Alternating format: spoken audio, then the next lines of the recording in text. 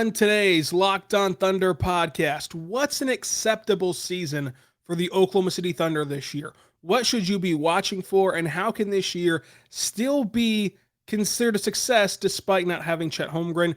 And is there any way that this season can be viewed as a disappointment this year when it's all said and done? We'll talk about expectations coming up on today's Locked On Thunder podcast on the Locked On Podcast Network, your teams every day. You are Locked On Thunder, your daily Oklahoma City Thunder podcast. Part of the Locked On Podcast Network, your team every day.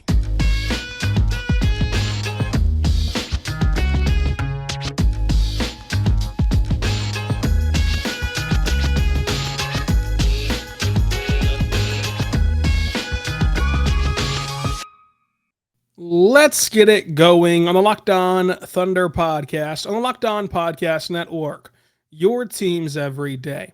I am your host, media member, and editor-in-chief over at thunderousintentions.com, Rylan Stiles. You can follow me on Twitter at Rylan_Stiles. Follow the show on Twitter at LOThunderPod. Email the show, LOThunderPod@gmail.com. On today's show, we're going to dive into season expectations. And to do that, let's use NBA 2K and simulate the entire Thunder season. How did the Thunder look without Chet Holmgren? And is this a season you'd be happy with if you're a Thunder fan? Like, what are some of the outcomes that you are looking forward to? And I want to thank you right now for making Locked On Thunder your first listen every single morning, every single day. We're here for you talking Thunder basketball, free and available wherever you get your podcast from, including on YouTube. We're back. The season's back. Media Day is the 26th. The training camp starts the 27th. I mean, we're back. Everything's back. So we'll be ramping up Locked On Thunder yet again. Let's start with the simulation. So NBA 2K23 dropped last week, and I went through and simulated a whole season on NBA 2K23. Now, I did turn injuries off in season, but I still kept Chet Holmgren out. So this way, we can't predict injuries, so everyone else is at full strength. The Thunder just don't have Chet Holmgren in this case. But I didn't want, like, random superstars getting hurt just because the game decided they'd get hurt whenever we don't know if that will happen or not. So try to make it true to life as it is today and take out Chet Holmgren, though, for the Thunder. So the Thunder actually survived their first 11 games pretty well. I mean, I've been talking a lot about how difficult these first 11 games are, and in October, the Thunder went 3-3, but then in November, they came crashing down 3-13 in the month of November, which is a 6-16 start for the Thunder. In December, the Thunder went 6-8. In January, they went 3-11, which is a 9-19 start.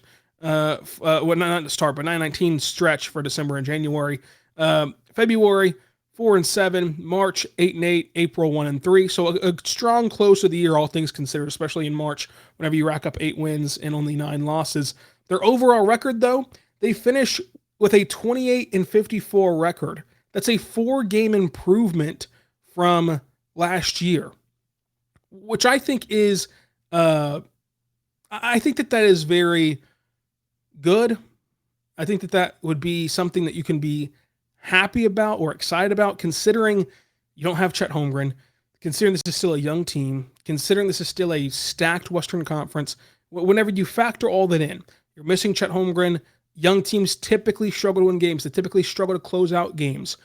And you're playing in the toughest conference. I think that, having a 4-game improvement would be awesome for this team. So let's continue on and see the other ways, besides just the win total, this season is awesome for OKC.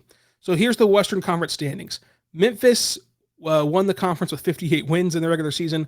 The Pelicans had 56 wins. Surprisingly, the Mavericks had 49 wins at third seed. Nuggets had 46 wins. Clippers had 43 wins. Warriors had 42 wins. Lakers had 41 wins at 7. The 8th seed was the Blazers at 37 wins. And again, another shock. Suns and Wolves were the 9 and 10th seed with 36 and 35 wins respectively. And then the end of the West. So 11 seed Jazz, 12 seed Kings, and then 13 seed Rockets with 33 wins, same as the Kings. And then the Thunder had 28 wins at 14, and the Spurs at the very bottom all alone at 22 wins were the Spurs. In the East, 1 through 10, Bulls, Heat, Sixers, Celtics, Raptors, Cavs, Bucks, Hawks, Nets, Pistons got the play-in. The worst record in the East was 29 wins by the Magic and the Hornets. One more than the Thunder, of course, in this setting. If you care about who in the finals, the Clippers won over the Celtics. It was Pelicans, Clippers, Celtics, Cavs as the Final Four. Paul George won Finals MVP. So here's why you should be excited about the Thunder beyond just the win total, according to this simulation. MVP went to Luka Doncic. Paolo Banchero got Rookie of the Year. And Defensive Player of the Year went to Giannis. Sixth Man of the Year went to Ben Simmons. Obviously, I'm not sure it'll be a sixth man, but that's what 2K had him doing. Most Improved Player, Bones Highland. Coach of the Year, Taylor Jenkins. But the big thing here is SGA made All-NBA third team, along with, of course, making the All-Star game for the first time in his career earlier in the season. So if the Thunder see a 4-game improvement from last year, and see SGA make the All-Star team, I don't think that they'll put him on All-NBA with a 28-win season. But if, let's just say that he somehow did get third-team All-NBA and an All-Star appearance, and the Thunder had a 4-game improvement, but the Thunder still had the second best odds at Victor Wembanyama, tied for 14% chance at the first overall pick because of the way that the lottery is evened out now. If all of that happened, this is the best possible outcome for the season. You still have tied for the best shot at the generational talent and the first overall pick. You still had your guy SGA make a huge leap and ascend to what is undeniable superstardom now around the NBA, and you still improved your win total by 4 wins without Chet Holmgren. So you're going to add Chet Holmgren plus a very high pick. In this scenario, if you get to the second worst record in the league, the lowest you can fall is 6. So you're going to add a top 6 pick to Chet Holmgren, to SGA, to the core are already on this team. Josh Giddey, Trey Mann, all of those guys, Jalen Williams. So if this is how the season shakes out, I think that you should be extremely excited. Because even if you got your worst possible outcome and on lottery night you fell to 6, you're going to have the Thompson twins, Anthony Black, Cam Whitmore, Dylan Mitchell, like those kind of guys will be available for OKC at 6. And those kind of guys are still extremely talented. And a lot of people view them as, franchise changing type of players. So I think that that's kind of the expectation level for this year. Try to improve the win total a little bit, but admittingly so, it'll be difficult to because of how tough the West is. Have SGA reach that next step. Whenever you have DeJounte Murray out east now, you have Donovan Mitchell out east now. So that's 2 spots in the West that open up for, all-star spots for Western Conference players and even guards, especially, obviously. So he takes that step in a superstardom March, and you take a step in win total, but you still are right in the mix for a vital piece in this loaded, and I mean loaded, 2023 NBA draft. To me, that is all you can ask for. And that is something that I think Thunder fans should be over the moon about if it were to come to fruition. But I want to talk about what are some of the trades that the computer offered, just to have some fun next segment. And also, we did simulate a season with Chet Holmgren in the lineup. How much different could this look? And some of the stats that were projected by NBA 2K. But first, I want to say right now, but our good friends over at BetOnline. Folks, BetOnline.net is your number one source for your pro and college football betting needs and sports info this year. Find all the latest football league developments, game matchups, news, and podcasts, including this year's opening week games. BetOnline is also your continued source for all of your sports wagering information, including live betting, esports, and scores. The fastest and easiest way to bet and check in on all your favorite sports events, including MLB, MMA, boxing, UFC, golf, NBA, NFL, NHL. Head over right now and check it out on your mobile device to see all the trends in action. BetOnline is where the game starts. It's this easy, folks. Type in betonline.net, and once you get betonline.net pulled up, you just click on sports. It opens up their sports book. It opens up the NFL page, and right now the Chiefs are 4-point underdogs. 4-point favorite against the Chargers. You can go check that out. But if you only want to bet on the NBA, I totally understand. I'm totally with you there. You can bet on NBA futures such as who will win the championship. And right now the Celtics are 550 point favorites, I guess, or odd favorites to win the NBA Finals. Regular season win totals. I want to see what the new win total is for OKC. And so as it loads up, you can bet the over-under on win totals for every team, including the Thunder. And as we scroll down, the Thunder win total is set at 23.5. Over is minus 115. The under is minus 115 as well. So even odds there for over-under 23.5. What do you think the Thunder win total will be? Let me know down below in the comment section on YouTube. But go check out BetOnline.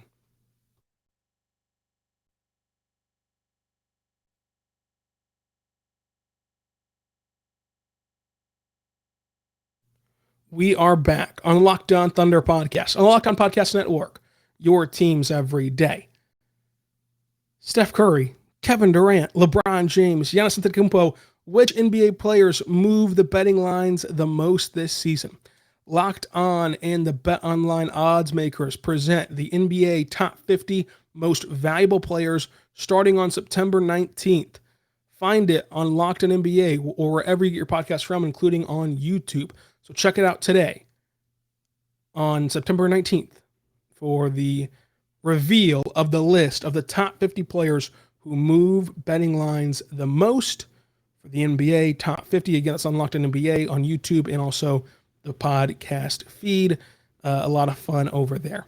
Now, let's continue on talking about the simulation for the Thunder. Plus, we did simulate a season where Chet Holmgren was able to play just to see how this team would have looked. So here are all of the trades that we got in this season. I did compile all of them for better or worse. Some of the, if you've played 2K, you know, some of the computer logic system is interesting, including our very first trade offer, which came after game one. The Hornets were send Wendell Moore for Alexei Pokusevski. Weird. Then we got a trade. The Clippers send John Wall and Luke Kennard for Trey Mann and Ty Jerome. So, 2 straight no's right there. Then the Cavs send Kevin Love and Dean Wade for Lou Dort and Mike Muscala. That one made me physically vomit. The Mavericks trade Spencer Dinwiddie and Davis Bertans for Lou Dort and Derek Favors. Again, no go. The Warriors send Draymond Green and Matt McClung for Lou Dort and Jeremiah Robinson-Earl. Again, no go. The Hornets really love themselves some Alexei Pokusevski because they tried again to get him by trading. They tried to trade Terry Rozier for Poku and a 2023 second-round pick. That did not work. The Pelicans send the Lakers 24 first-round pick and Nick Marshall for Poku and a 23 second-round pick. I don't know why these teams are so infatuated with Alexei Pokusevski. The Nets send Ben Simmons and TJ Warren for SGA and Mike Muscala. You got to add a ton of picks in that, and it's always going to be a no. We're not trading SGA in this simulation, but that did not stop teams from trying. The Cavs tried to send Kevin Love a 26 first-round pick for Lou Dort and the Nuggets first-round pick from the JaMychal Green trade. The Nuggets tried to send Jamal Murray and Aaron Gordon for SGA and Mike Muscala. So another team trying to get SGA. The Heat tried to send Victor Oladipo and Max Strus for Trey Mann and JRE. That's a no-go for me. The Hornets send Terry Rozier and Isaiah Thomas for Poku and Tal Malvon. And the Mavs send Christian Wood and Spencer Dinwiddie for SGA and JRE. I can't think of a worse trade offer than that from Nico Harrison and the Mavs. But if you were forced to accept one of these deals, I don't know why you would be forced to accept one of these deals. Which one would it be? I think it would be Wendell Moore for Poku just because the rest of them are just so, like, I'm not trading Trey Mann for Luke Kennard and John Wall. I'm not trading Lou Dort for Kevin Love and Dean Wade. I'm not trading Lou Dort for Spencer Dinwiddie and Davis Bertans. I'm not trading Lou Dort for Draymond Green and Matt McClung. Terry Rozier for Poku. I wouldn't do that. The Pelicans sending the Lakers 24 first-round pick and Nick Marshall for Poku, though, that one is right up there as well. I'd probably take that one if I had to take one of them and leave behind the Wendell Moore trade. But these trade offers were not great. Now, let's talk player averages. So what got SGA to reach that third-team All-NBA plateau and reach his All-Star mark for the first time in his career? Well, he averaged 26 points, 6 rebounds, and 6 assists per game, a steal and a block per game as well, on 50, 33, and 85% shooting splits. Josh Giddey averaged 14 points, 7 rebounds, and 6 assists on a steal, plus 43, 31, and 71 shooting splits. Now, that 31% from 3, that would be a very interesting improvement from Josh Giddey, who is already working with Chip England to improve his shooting numbers, which last year he shot 26% from 3. So in this simulation, he's already improved to 31% from 3, which would be huge for him. Lou Dort averaged 14 points, 3 rebounds, 1 assist, and a steal per game on 41, 31, and 87 splits. Trey Mann stayed right at 10 points per game with 2 rebounds and 2 assists. Poku went to 7 points, 5 rebounds, 2 assists. Jalen Williams out of Santa Clara went to 7 points, 2 assists per game. Ousmane Dieng, 5 points, 1 assist at 45, 25, and 67 shooting splits for him. So those are the stats for the simulation. I think that this was just a fun little exercise of what a simulation thought was going to happen for this season. But I think that if this were to come true, if you could just sign on the dotted line right now to have this outcome of 8 wins, you'd be the second worst record in the NBA, and you would have a 4-game improvement from last year with SGA reaching his all-star potential. Let's not throw in the all-NBA things. Again, I don't think that he'd get voted all-NBA on a 28-win team, but in this simulation he did. All-NBA, all-star game for SGA, plus 28 wins, a 4-game improvement, plus still having a great chance at Victor Wembanyama. With the Chet injury, with the Western Conference being stacked, honestly, I think that we all sign the dotted line right now to have that happen to OKC. I do. We did simulate a season where Chet Holmgren was added to the mix, and that team got off to a 6-30 start.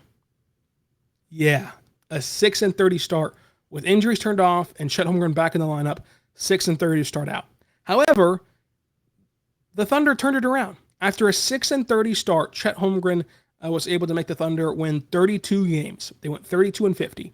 Chet Holmgren won Rookie of the Year on 13 points, 10 rebounds, 3 assists, 2 blocks, and a steal per game on 42, 32, and 74 shooting splits. That's field 3 and free throw percentage.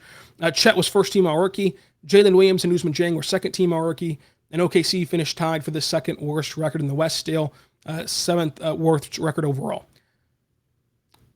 It's tough, right? You win over 30 games, but you're still 7th worst record overall in the league because of how stacked this league is. But either way, no Chet Holmgren for this season, but still a lot to look forward to. Still a lot that can happen this year for the Thunder. Let's talk more about expectations outside of 2K coming up on the Locked On Thunder podcast on the Locked On Podcast Network. Your teams every day.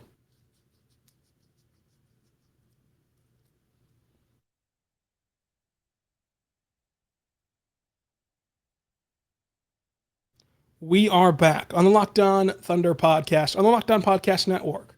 Your teams every day. I am your host, Rylan Stiles. You can follow me on Twitter at Rylan_Stiles. You can follow the show on Twitter at Locked On Thunder. Email the show, lockedonthunder@gmail.com.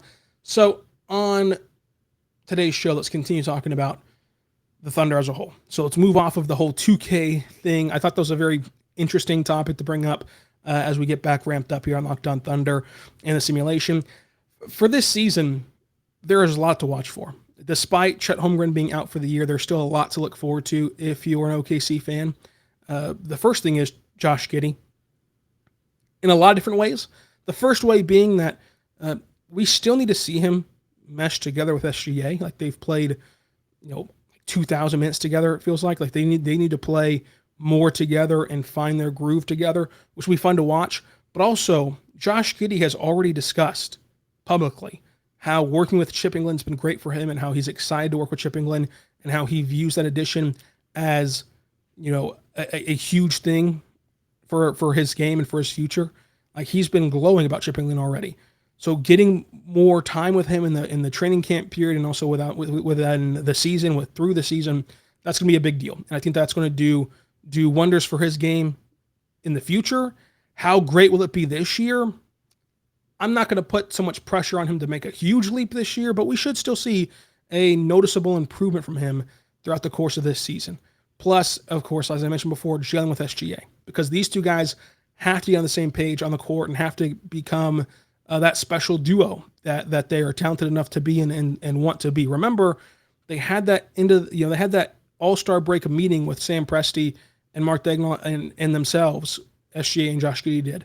And they said at that meeting where they cleared things up and got them on the same page, and they had the best game of their careers together against the Suns. Their best game was a duo together against the Suns, and then Josh Giddey got hurt and never played again. So that's the note that they ended off on, was the best game of their duo-ship. So let's see if that can continue into this season and if they can continue to grow. Josh Giddey talked about this team and how they're back together again already, and how they're hungry and excited and just want to see what they can do. Let's see it. I mean, yes, losing Chet Holmgren, it sucks, right? Like you wanted to see Chet Holmgren play just as much as I did, but the Thunder still have two other lottery picks that they're going to put on the floor in Jalen Williams and Ousmane Dieng, two top 12 picks in the NBA draft, are going to be playing meaningful minutes for OKC this year. That's something that's very fun to see how they can grow and develop, not to mention the third rookie, Jalen Williams, also from Arkansas this time. He'll get to play, I think, a little more now that you have more minutes available to him at that center position.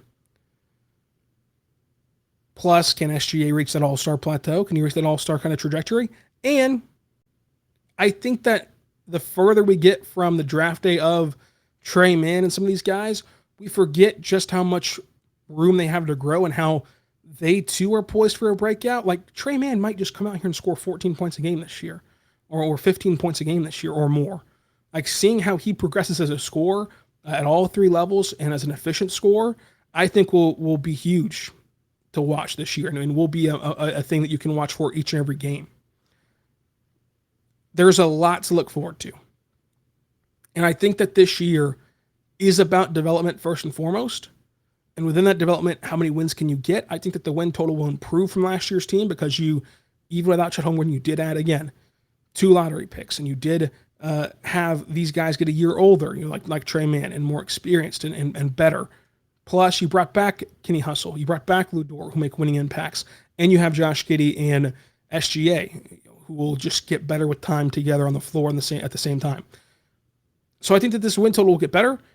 I think it's unfair to expect it to get much better because of the fact that young teams struggle and you're playing in the West, but I think it will improve.